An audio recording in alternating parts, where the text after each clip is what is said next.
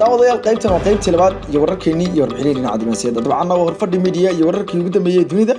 dalka Brazil waxaa dab ka kacay xarun dhinaca taariikhda ama madxaf oo 200 oo sanadood ka dhisneed halkaasi dabka ayaa ka kacay madxafka qaranka ee dalka Brazil oo ku yaala Rio de Janeiro wuxuuna ahaa mid kamid ah kuwa ugu qadiimisan dalkaasi dadweynaha ayaa damiyay dabka ka horeeyay dhismaha oo yaaleen in ka badan 20 milyan oo shay oo taariikh ma cadda inay dad ku dhaawacmeen dabka kacay maanta goor hore madxafka oo mar hore hoy ugu ahaa qoyskii boqortooyada Portugiiska ayaa sanadkan horaan sanad hadeer laga joogo 200 oo sanadood ka hor ka soo wareegtay kolkii la aasaasay waxaana sanadkan horaan si loo dabaaldegayay markii 200 oo sanadood madxafkaasi u buuxsamay Portugiiska ayaa ahaa dalkii ayagu gumaysan jiray dalka Brazil intaysan qaadan xornimada sanado badan ka hor sawir laga baahiyay telefishinka Brazil ayaa muujinaya in dabka oo ka kacaya waxaana la rumaysan yahay in uu bilowday albaabka oo marka hore kaasoo ay adkaatay in xataa ay dibdimisyadu ay si fudud ay arinta u damiyaan si kastaba noqotee dadka reer Brazil ayaa ka warsugaya in uu burburay gabi ahaanba madxafkaas iyo in kale madaxweynaha Brazil Michel Temer ayaa Twitterkiisa ku soo qoray oo sheegay inay tahay maalin qalbi jab iyo xanuun leh oo dalka Brazil soo food saartay wuxuuna ku daray in arintaasi aan la cabiri karin buu waxyeelada gaadhay dhismahaas oo ahaa mid ay taale aasaartii qaranka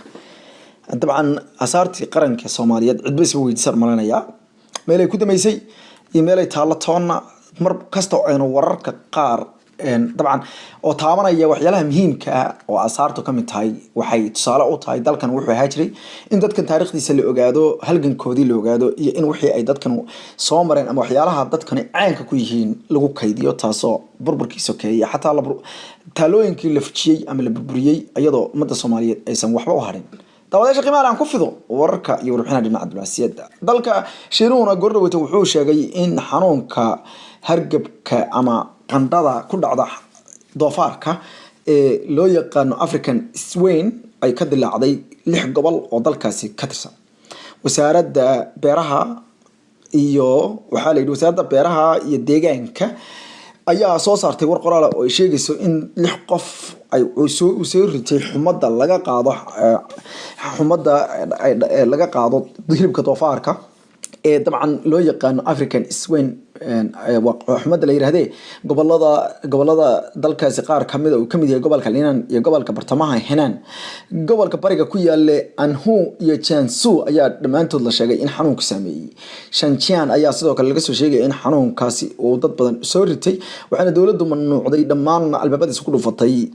goobihii hilibka doofaarka lagu iibi jiray iyo waliba beerihii laga soo dhoofi jiray doofaarka waxayna ku baaqday in la joojiyo si ku meel gaar ah isticmaalka hilibka doofaarka wakaaladda wararka Reuters oo soo xiganaysay saraakiil ka tirsan dalkaasi Shiinaha ayaa sheegay in Shiinuhu la tacaalayo inuu ka hortago inuusan xanuunkan u faafin xanuunka hilibka doofaarka laga qaado ayaa soo badanayay sanadihii ugu dambeeyay iyadoo oo dabcan ay dad badan ay ka walaaceen cunitaanka hilibka doofaarka in laga qaado xanuuno daran oo ay kamid tahay xumadan iyadu ah mid dilaa qofkan hor iyo daba ka dhigay isla markaana uu qofku si fudud u fuuq baxayo nabaro badanna ay jirka ka soo yaacayaan kolkaasna uu xijaabo karo waa sida ay sheegayaan xilarayaasha dhinaca caafimaadka ee ka waramaya xumadan loo yaqaan African swine oo doofaarka hilibkiisa laga qaado halkaan kala socotaan waa wararkii ugu dambeeyay warbixinada dhinaca diblomaasiyadda madaxweynaha dalkaasi Turkiga Recep Tayyip Erdogan oo ku sugan dalkaasi Kazakhstan oo ka soconaya shirka ganacsiga ee dalalka isfahamku ka dhaxeeya Ruushka iyo uu kamid yahay dalalka kale ee Kazakhstan iyo ay kamid yihiin ayaa wuxuu markii ugu horeysay weerar kale oo loo maleynayo in uu yahay kii ugu adkaa oo ku qaaday dalka Mareykanka madaxweyne Recep Tayyip Erdogan ayaa guddiga dalalkaasi bahoobay ee dhinaca ganacsiga khudbada u jeediyay wuxuu ugu yeeray inay u diyaar garoobaan dagaal ka dhana dollarka oo uu sheegay inuu noqday wax uu ugu yeeray curaad dalalka kale loo isticmaalo iyo waliba wax aan la aqbali karin habdhaqanka dalkaasi Mareykanka ayuu ku tilmaamay xayawaanka siday u dhaqanto xayawaanka madax kutida wuxuuna sheegay in aysan habdhaqankaasi la sii dhiilgarey karin ama aysan la sii wadi karin buu yiri dalka Mareykanka wuxuu sidoo kale markii ugu horeysay ku dhawaaqay in dalalka Ruushka iyo Turkigu ay meel wanaagsan u maraso ilaa xadna iska afkarteen in lacagta dollarka ah aysan dalalku haba yaraatee waxba ku iibsan kolka ay noqoto inay iyagu wax iska iibiyaan iyo inay wax ku soo iibsadaan isla markaana la isdhaafsado lacagaha localka ah ee dalalkaasi ama lacagaha gudaha ee dalalkaasi waxaan u baahanahay ayuu yiri inaanu ka qalin jabino ama aanu ka korno oo ka qaangaadhno buu yiri waxa uu ugu yeeray buu yiri monopoly-ga ay noo haystaan buu yiri dalalkanu ama dabcan wuxuu yiri siriqdan ay dalalkan nagu hayaan haddaan nahay dalalka Turkiga iyo dalalka kale caalamka ee lacagta dollarka wax ku gata haatan waxa ilaa xad isla ogolaanay dawladda Russia in ay dalalku wax ku kala gataan oo balaayinta dollar ee ayagu haatan ay wax ku kala iibsadaan horta ay noqoto labada lacagood ee dalka sidoo kalena arrintan waxa qaatay dalal badan wuxuu u sheegay in si xoogan looga hortagay dollarka kadib markii lacagta leeradu ay lumisay 40% oo dollarku ka adkaaday bilowgii ama dhamaadkii bishii hore iyo waliba bilowgii bishan labadan bilood ee ugu dambeeyay haatan wuxuu sheegay in ay lacagtiisu dib u riixday dagaal adag kadib wuxuu yiri America waxa ay u dhaqmaysaa sida xayawaanka madax kutida ma aamini karno idinkuna waxaad ilaha aaminina waxay u isticmaalayaan dollarka in ay annaga nagu dhaawacaan oo kaliya ma doonayno inaanu isdhiibno oo dollar isku dhiibno gaashaanbuurta NATO ay labadan dal ka wada jiraan oo ah laba dal oo cilaaqaadkoodu marar kamid ah oo aad u fiicnaa 70 sanad ugu dambeeyay ayaa haatan wuxuu marayaa meesha ugu xumaad kadib markii labada dal ay isku khilaafeen wadaad lagu yiraahdo Andre Prison oo dawladda Turkiga ku eedeynayso inuu ku lug lahaa ficilladii lagu doonayay in dalka Afghanistan looga rido halka dawladda dalkaasi aan iraahdo Mareykankuna ay haba yaraatee sheegayso inuu ninkaasi yahay muwaadin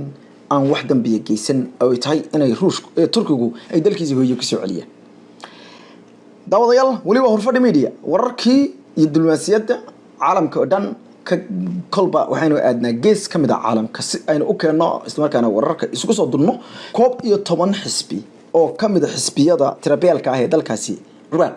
ayaa ugu dambeyntii waxay gaareen heshiis ay ku dhisayaan dawlad wadaag waxaana ku jira ama ugu waaweyn labada xisbiya Shiicada ee uu kala hogaamiyaan wadaadka mayalka adag ee la yiraahdo Muqtada al-Sadr ee Mareykanka aad uga soo horjeeda iyo ra'iisul wasaaraha haatan talada haysta Haydar al-Abadi iyo waliba kooxo kale oo iyaguna ah kooxo yar yar si kastaba ha noqotee 177 xildhibaan ayay isku keeneen isla markaana isku dumeen taasoo ka dhigan in ay aqlabiyadda ay u baahnaayeen inay xukuumad ku dhisaan haatan ay isbahaysigan u dhisi karaan iyadoo guud ahaan xildhibaanada baarlamaanka ee la doortay dalkaasi Ciraaq ay ka kooban yihiin 329 xubno shir jiraayado si wada jira u qabteen al-Abadi Haydar al-Abadi iyo waliba Muqtada al-Sadr ayay sheegeen inay dhisi doonaan waxay ugu yeedheen dawlad Ciraaq u wacan ururada kale ee ku jira marka laga yimaado ururka la yiraahdo Sayruun iyo ururka al-Nasri ay kala wataan labadan hogaamiye iyagu aqlabiyadda haysta waxa kamid ah ururka la yiraahdo ururka uu hogaamiye siyaasiga la yiraahdo Amar al-Hikma la yiraahdo ururkii laftiisa magaciisana la yiraahdo al-Hikma iyo urur yar oo uu leeyahay madaxweyne ku-xigeenkii hore ee dalkaasi Ayaad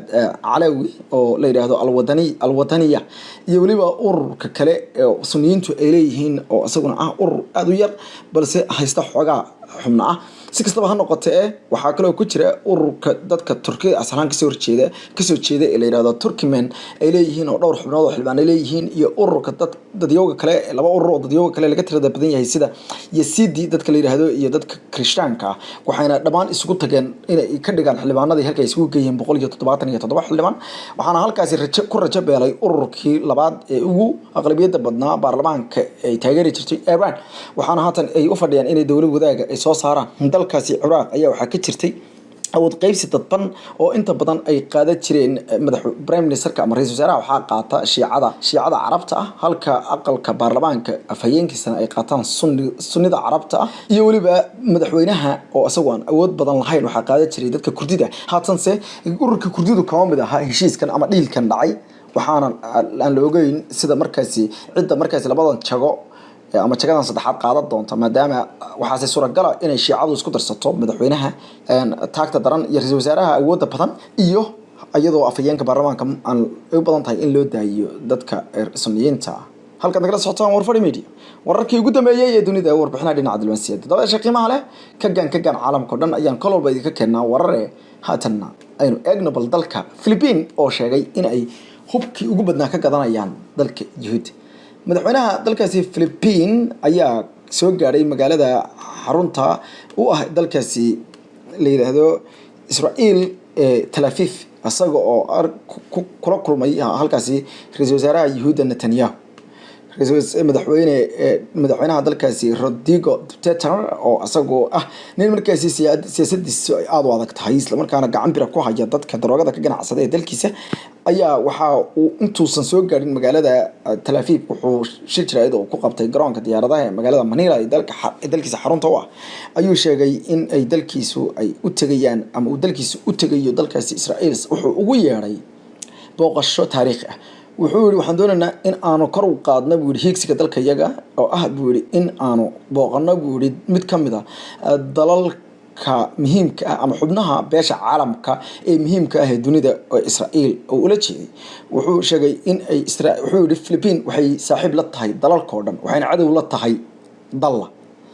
macnaha dalla cadow lama aha dalalka oo dhan waxay la tahay saaxiib sida daraadeedna maadaama aan doonayno inaan higsi weyn gaadhno Israel waxaan kula kulmi doonaa Prime Minister kooda buuri Benjamin Netanyahu iyo madaxweyne Reuven Rivlin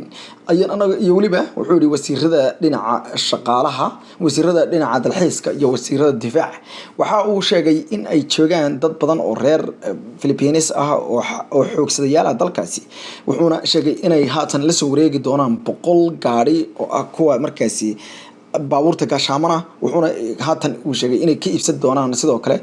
diyaaradaha dagaalka ee dalkaasi Israel iyo waliba qalab kale oo military oo ay gantaalo casri ah ku jiraan 3 radar oo waaweyn ayay horey uga iibsatay dawladda Philippines dalkaasi iyo baabuurtan oo horey lacagtooda ugu shubtay sanadkii 2017 haatan dhamaaday iyo Israel warbixin sanadeedka ay soo saarto oo inta badan ay aad ugu tuntunsato in ay ku faanto ama liis garayso dalalka cilaaqaadka leh ama wuxuun ka iibsada Israel oo inta badan halkan ugu jirto ayay sheegtay in 143 milyan oo dollar ay wax kaga gadatay ama qalab military ha ahaado ama raadarada ha ahaado dawladda Philippines dalka Israel waxa uu sheegay in arintan ay noqon doonto arin muhiim u ah ayuu yiri dalkiisa oo ay uga faa'iideysan karaan sidoo kale wuxuu sheegay in